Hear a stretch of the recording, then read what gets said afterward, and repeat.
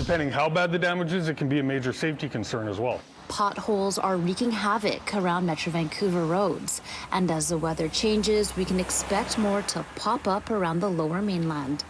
The impact of hitting one can actually cause damage to your vehicle. A mechanic explains when you need to bring your vehicle in.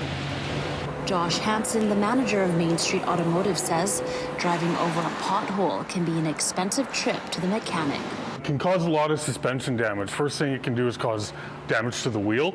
Just from the impact, it can bend the wheel, warp the wheel, even break the wheel. The second thing it can do is cause damage to the suspension system. It can either get bent or completely broken. When you hit that pothole, your alignment can get thrown out, which can cause bad tire wear, can cause the wheel to fight. So you're trying to fight your car to keep it in a straight line. Worst is the low profile tires. You see in a lot of these little sports cars where it's only that high. So there's not a lot of rubber to protect the wheel. So usually the wheel gets severely damaged. And of course, the more tire that's on it, like the truck over here too, the more that's going to absorb the road shock. Hansen says if you hit a pothole hard enough, you may even damage your car's tie rod end, located at the back of the wheel. This is one of your main steering components. So when you're steering the car, this is what allows the wheel to turn left and right. These can get bent quite easily when you hit a curb or a pothole hard enough.